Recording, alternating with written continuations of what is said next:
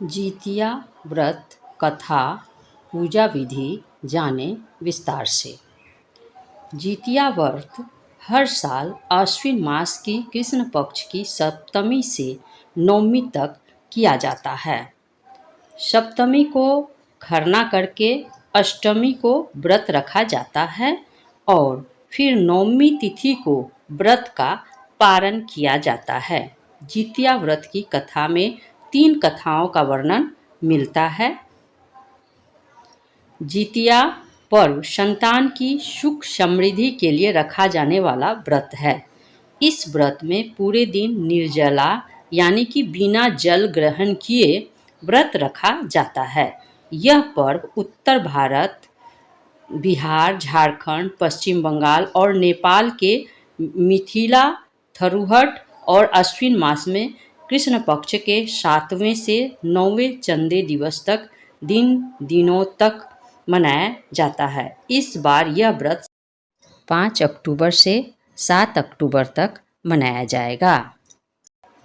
जितिया व्रत के पहले दिन महिलाएं सूर्योदय से पहले जागकर स्नान करके पूजा करती है और फिर एक बार भोजन ग्रहण करती है। उसके बाद पूरा दिन निर्जला व्रत रखती है।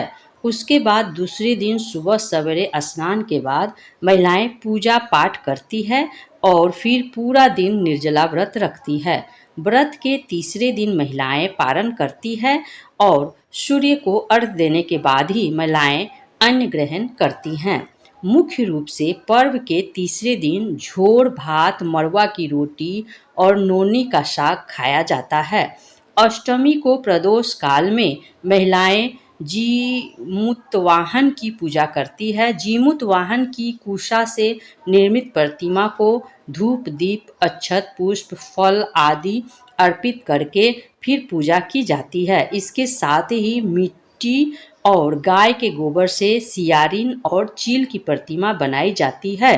प्रतिमा बन जाने के बाद उसके माथे पर लाल सिंदूर टीका लगाया जाता है। पूजन समाप्त होने के बाद जीवित पुत्रिका व्रत की कथा सुनी जाती है। जितिया की कथा के अनुसार एक बार एक चील और एक मादा लोमड़ी नर्मदा नदी के पास हिमालय के जंगल में रहते थे। दोनों के कुछ महिलाओं को पूजा करते और उपवास करते देखा और खुद भी इसे करने की कामना की। उपवास के दौरान लोमड़ी को बहुत भूख लग गई और वह जाकर चुपके से मरे हुए जानवर को खा लिया। दूसरी ओर चील ने पूरे समर्पण के साथ व्रत का पालन किया और उसे पूरा किया। अगले जन्म में दोनों ने मनुष्य के रूप में जन्म लिया। चील के कई पुत्र हुए और वह सभी जीवित रहे, लेकिन सियार के पुत्र होकर मर जाते थे। इससे बदले की भावना से उसने चील के बच्चों को कई बार मारने का प्रयास किया, लेकिन वह सफल नहीं हो पाई। बाद में चील ने सियार को अपने पूर्व जन्म के जितिया व्रत के बारे में बताया। इस व्रत को से सियार ने भी संतान सुख प्राप्त किया। इस तरह यह व्रत संतान सुख की प्राप्ति के लिए जगत में प्रसिद्ध हुआ है। जितिया व्रत की जीमूतवाहन की कथा। इस कथा के अनुसार जीमूतवाहन गंधर्व के बुद्धिमान और राजा थे। जीमूतवाहन शासक बनने से संतुष्ट नहीं थे और परिणाम स्वरूप उन्होंने अपने भाइयों को अपने राज्य की सभी जिम्मेदारियां दी और अपने पिता की सेवा के लिए जंगल चले गए। एक दिन जंगल में भटकते हुए उन्हें एक बुढ़िया विलाप करती हुई मिलती है। उन्होंने बुढ़िया से रोने का कारण पूछा। इस पर उसने बताया कि वह सांप नागवंशी के परिवार से है और उसका एक ही बेटा है। एक शपथ के रूप में हर दिन एक सांप पक्षीराज गरुड़ को चढ़ाया जाता है और उस दिन उसके बेटे का नंबर था। उसकी समस्या सुनने के बाद जीमूतवाहन ने उन्हें आश्वासन दिया कि वह उनके बेटे को जीवित वापस लेकर आएंगे। तब वह खुद गरुड़ का चारा बनने का विचार कर चट्टान पर लेट जाते हैं। तब गरुड़ आता है और अपनी उंगलियों से लाल कपड़े से ढके हुए जीमूतवाहन को पकड़कर चट्टान पर चढ़ जाता है। उसे हैरानी होती है कि उसने पकड़ा है, वह कोई प्रतिक्रिया क्यों नहीं दे रहा है।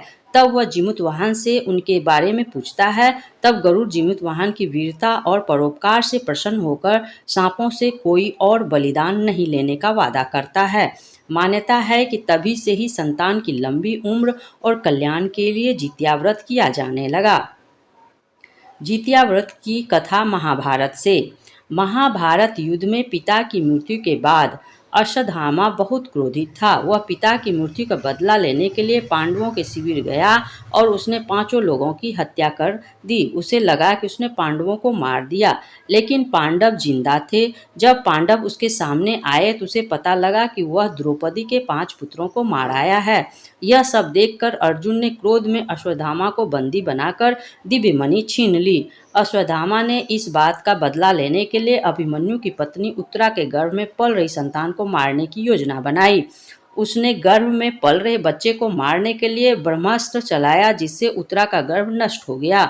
लेकिन उस बच्चे का जन्म लेना बहुत जरूरी था, इसलिए श्री कृष्ण ने उत्तरा के मृत बालक को फिर से जीवित कर दिया। गर्भ में मरकर जीवित होने की वजह से इस तरह उत्तरा के पुत्र का नाम जीवित पुत्रिका और परीक्षित हुआ। तब से संतान की लंबी आयु के लिए जितिया व्रत किया जाने लगा।